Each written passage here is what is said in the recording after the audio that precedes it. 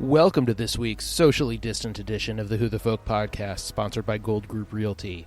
I'm Lonnie Goldsmith, the editor of TC Jewfolk, and this week we are joined by teen cooking prodigy Ariana Feygin.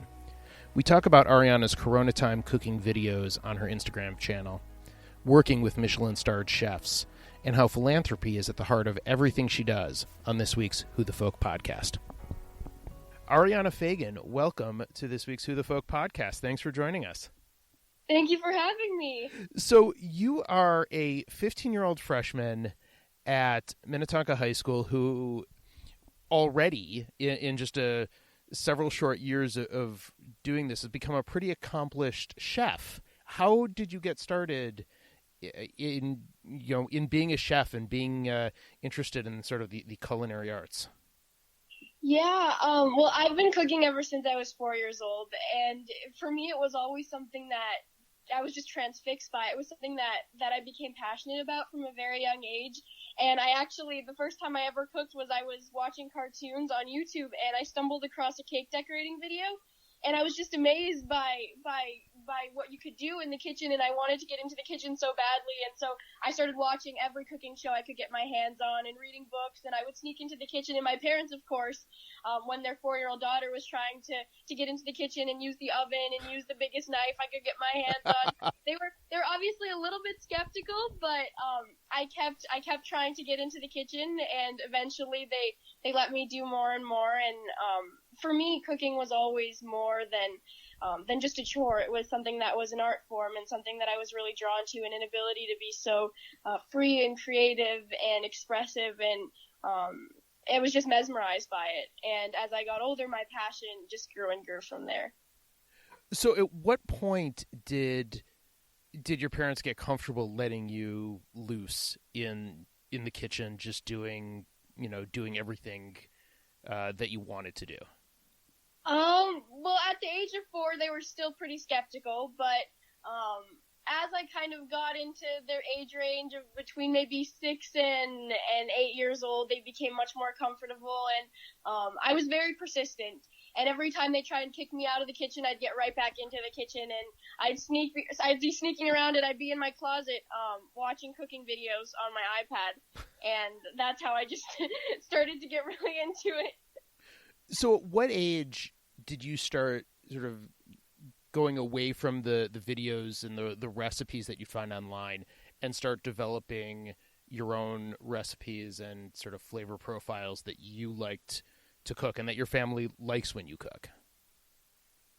I think the way that process begins, where you start moving away from cooking recipes and following instructions, it's basically when you get that kind of experience and confidence in the kitchen, and you start to instead of just following instructions, you sort of have the knowledge of the ingredients and the flavor profiles. So I think I was maybe around 9 years old when that really started, and I've always had a really sensitive palate, and even from a young age, when I'd be able to taste a dish, I'd be able to pick out the individual ingredients, and I've always had a really strong sense of smell. And I think that's also something that really drew me to food, is just sort of my really active senses. And so from there, as I began to practice more in the kitchen, and I started to kind of branch away from following recipes and started to kind of do my own thing. And from there, I realized it opened a whole world of opportunity where I could be super creative and combine different flavors and experiment with different things. And it just became so fun and so addicting, and I just couldn't get out of the kitchen.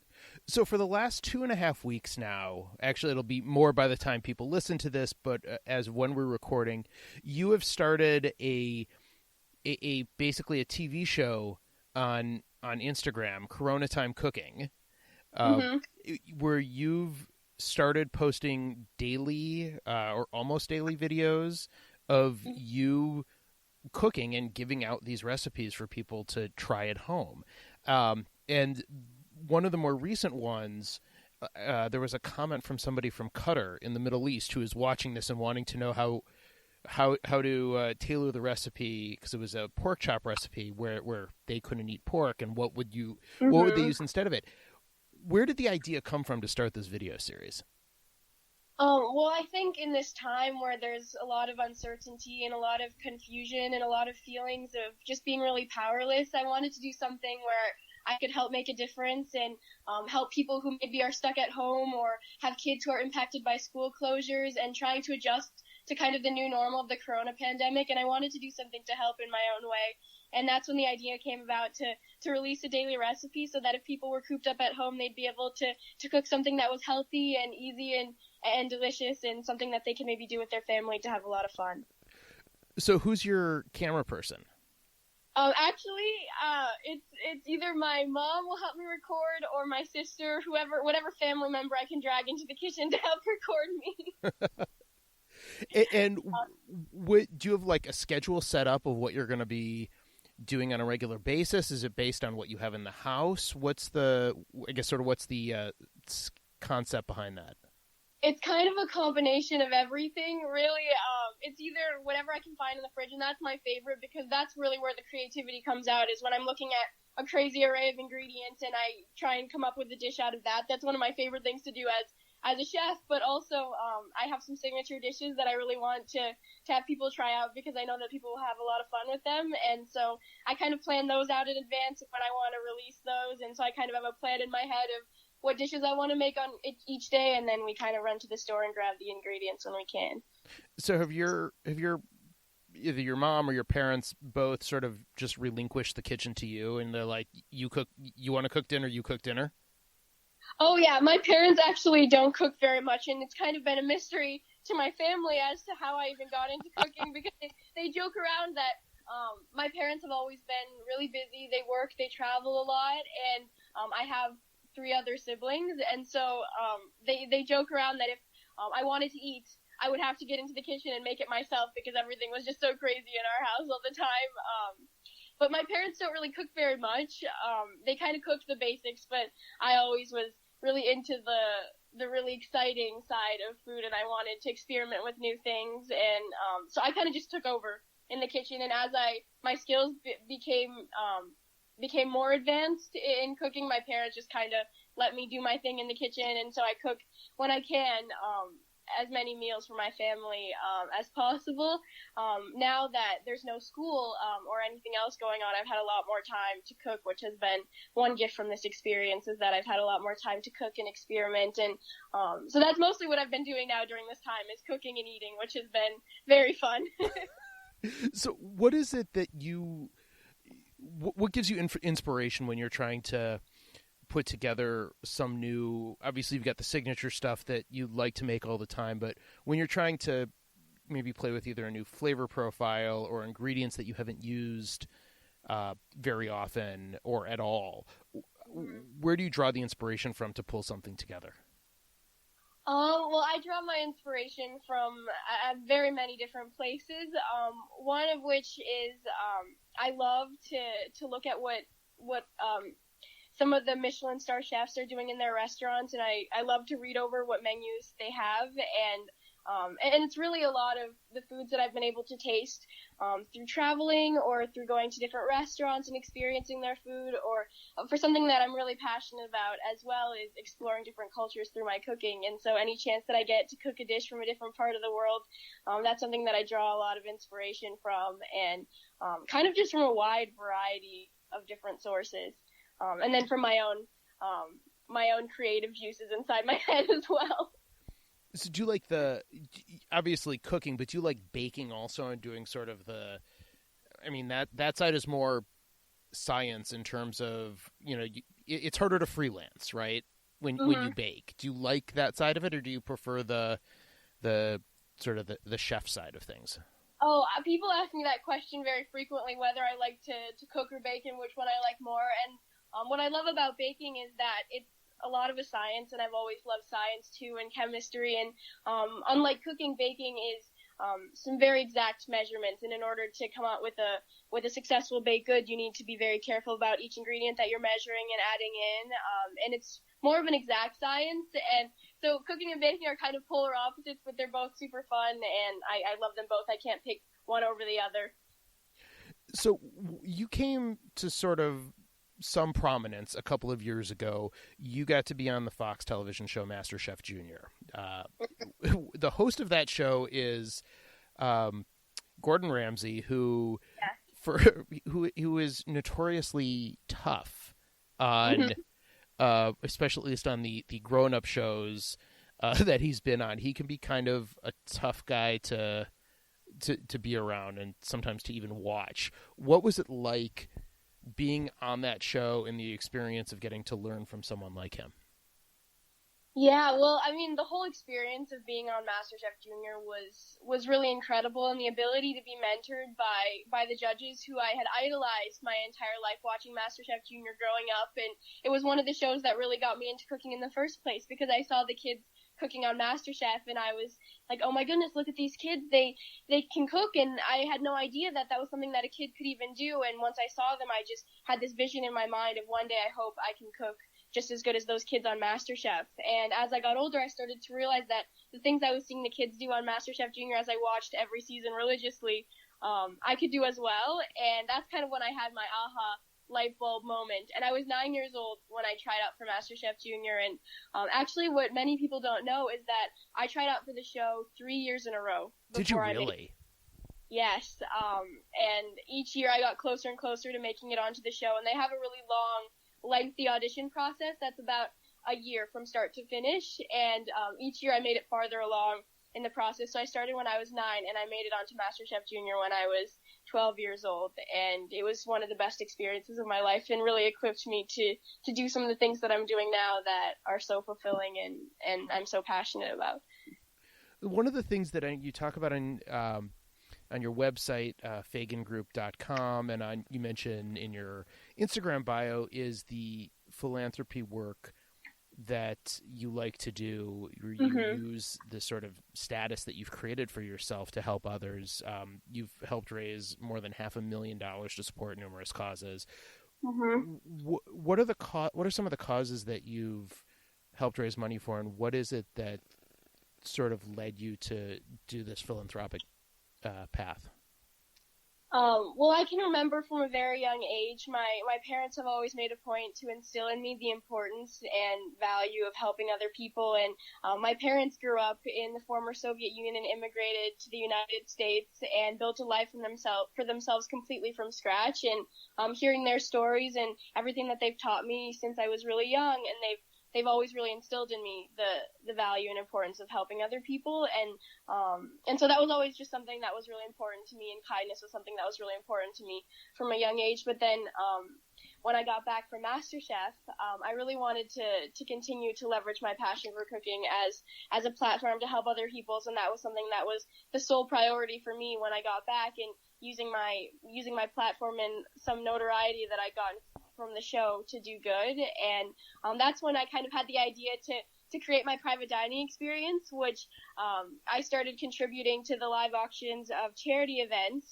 So I supported a wide variety of causes, from everything from pediatric cancer to juvenile diabetes to world hunger to helping with emotional support animals for disabled people and veterans. And I'm especially passionate about causes that are related to kids because that's just something that hits really close to home. And so I've been supporting a lot of organizations that help other kids, but that's how we've been able to raise so much money for different organizations. And for me, that's been something that's been the most rewarding part of this whole experience, is being able to make a difference in the lives of others. And really what keeps me going is hearing the stories of the people that we've been able to help, and sometimes I get to meet them, and sometimes it gets hard, and sometimes I have to make sacrifices in order to continue to do the work that I do, but each time that it gets difficult, I remind myself of the work that I'm doing and why it's so important to continue to help other people and the stories of the people that we've been able to help.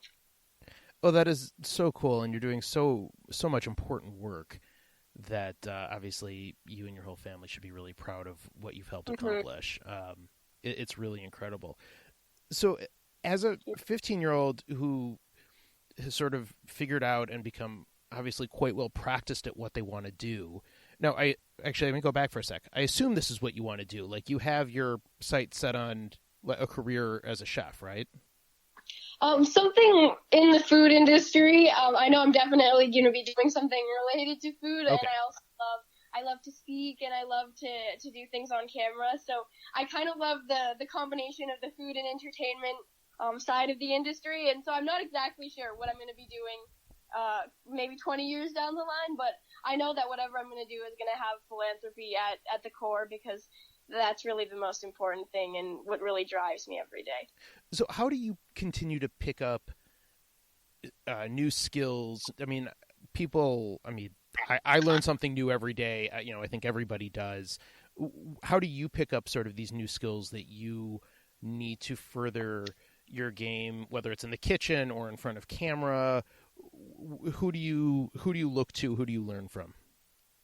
Well, this was one thing that I hadn't mentioned earlier, was after I got back from MasterChef, I had the opportunity to learn from chefs that before I could only dream of meeting, and I had the incredible opportunity to take my cooking to some Michelin-starred restaurants around the country, and most recently I had the opportunity to train at the French Laundry, so learn from the staff there, which is a Michelin-starred restaurant in Napa Valley, and that experience for me was absolutely incredible, and I picked up so many incredible techniques that I've brought back with me and incorporated into my private dining experiences. But I've also been able to learn from chefs locally that have been incredible mentors for me. Six Smith in Wayzata, even before MasterChef, was the executive chef there, was an incredible mentor for me and everyone at the Six Smith restaurant. And then Gavin Kaysen at Spoon and Stable, Belcourt, and Demi has been an incredible mentor for me. So being able to learn from some local chefs as well as some Michelin-starred chefs has really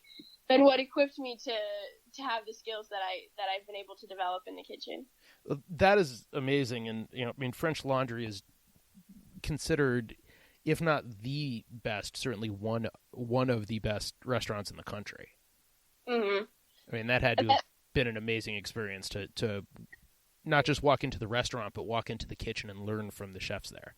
That experience was absolutely insane. And I think obviously my favorite part of the experience was we actually had the opportunity to have dinner there, and just seeing the dishes come out and the level of focus and sophistication and the motivation you could see in the chef's eyes as they were cooking, and not one detail was left behind. And I've never seen people cook like that in a lot of kitchens that I've been able to train in. It's always really loud and chaotic in the back, but in the French Laundry, it was dead quiet. It was just a whisper of people that were insanely laser focused on the food. And as a chef, that's an experience that's so inspiring when you see the level of focus and commitment that those chefs have, and it's something that I've taken with me and tried to incorporate into my own life in cooking. Are you tired of paying rent and want to learn how to own a cash-flowing property where a renter helps subsidize your living expenses? Reach out to the team at Gold Group Realty and schedule a coffee to learn what it takes to make your first investment in real estate and get you to stop paying rent. Find the Gold Group at www.thegold.group today. Oh, it's amazing, and it's so clear that everyone that you've talked to, everyone that you've watched, you've picked something up from them that you can take into your home kitchen along the way. And I think that shows on camera too, because I've really enjoyed watching the videos. And I know my kids were watching over my shoulder and they're like, "Ooh, we should make that. No, we should make that." The next video came up. We should do that one too. I'm like, so you're giving us plenty of dinner options as we're trapped in the we're in the house for a while. Yeah, that's cool. So I mean, the videos have been great, and like I mentioned before, you have this global audience that's watching you. And that's been something that's been super cool, coming back from MasterChef and being able to interact on social media with people from all around the world that have followed me after watching me on MasterChef. And it's been really interesting because recently they actually aired MasterChef Junior in China, and so I've gained several thousand followers that have all been from Hong Kong, and it's been super cool to interact with them, and it's just been crazy to gain this global audience. And actually, one thing that was really cool for me is my parents are from Belarus in Eastern Europe, and on MasterChef Junior, that was something that the producers of the show really wanted me to showcase, and that was something that was super exciting for me to showcase because Belarus is a small country, and it was really incredible to represent my family and my heritage on the show. But what was super cool was after I got back from MasterChef, the national TV President's Channel of Belarus reached out to me and asked me to do an interview for the President's Channel, Channel 1 in Belarus.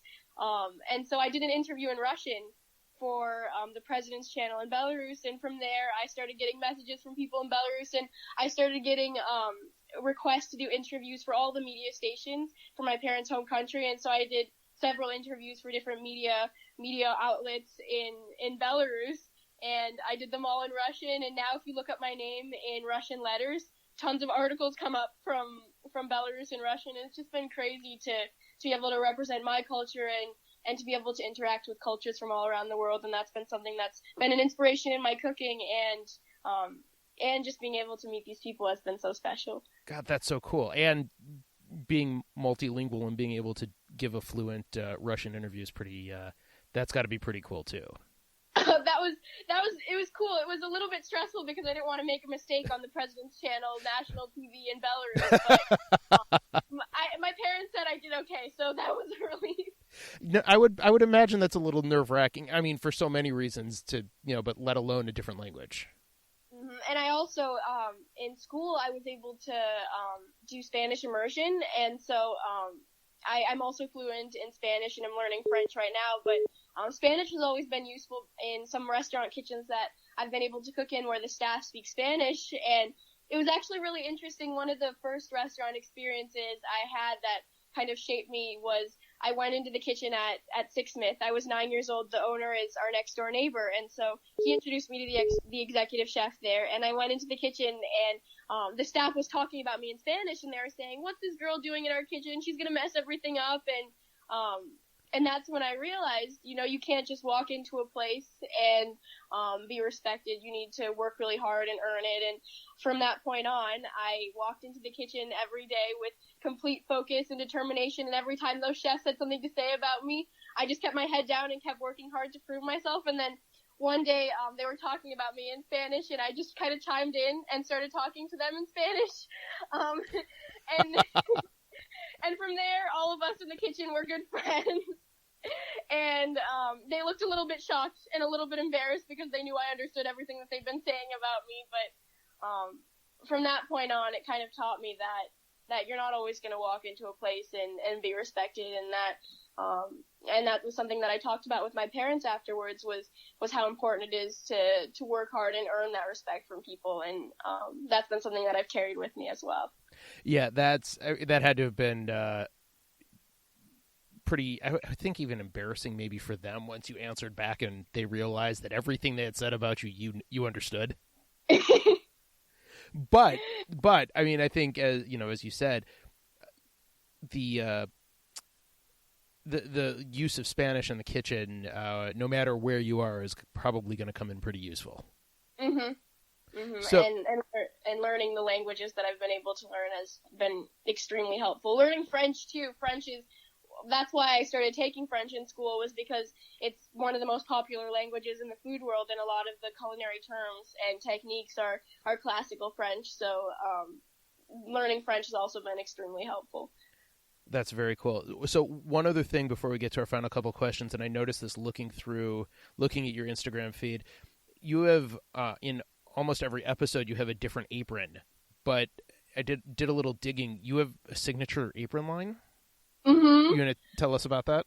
Yeah, well, I wanted to do something to continue my philanthropic work, and I partnered with Craft Made Aprons to come out with an apron line, and 1/3 of the profits from our aprons are going to support the Pinky Swear Foundation, which is an organization that helps kids with cancer and their families. And the Pinky Swear Foundation has always been an organization that's been extremely special to me and my family, because my mom lost her dad to pancreatic cancer when she was really young. She was only 13 years old at the time, and so we always wanted to do something in his honor. So actually, before I even went on MasterChef, my siblings and I organized a team to help raise money for kids with cancer and their families, and we hosted lemonade stands, and we had events, and we organized silent auctions and family movie nights, and we put together little carnivals to try and raise money for the Pinky Swear Foundation, and we actually ended up raising about $200,000 in total over several years of working with my siblings to raise money for Pinky Swear. But I wanted to continue that work and to continue to support the organization that's always been really special to us. So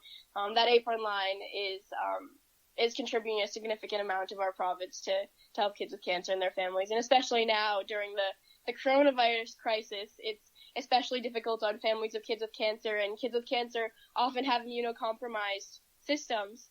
And so especially now during this crisis, parents need to choose between going to work and leaving their sick child at home and risking coming back and infecting them, or staying home and risking losing a critical paycheck. So right now I've been pushing the apron line, especially because I want to do what I can to help these families, especially now during this really difficult time. And the aprons are exceptionally cool. So people go check them out. They color options, a few different options there, and they look really well made. And as you show in the video, they wear very well in the kitchen. So they look fantastic. So people should go check them out and help out the Pinky Swear Foundation. Last couple questions. The first of these might be a little tougher. We'll see. What is your favorite Jewish holiday?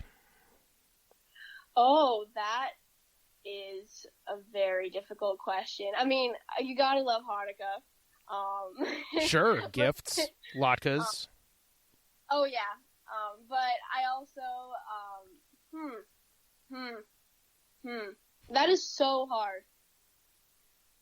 All right, I'll keep thinking about that. We'll come back to it. So, I would think this one would be easier, but it actually may not, just because of what you do. What is your favorite Jewish food?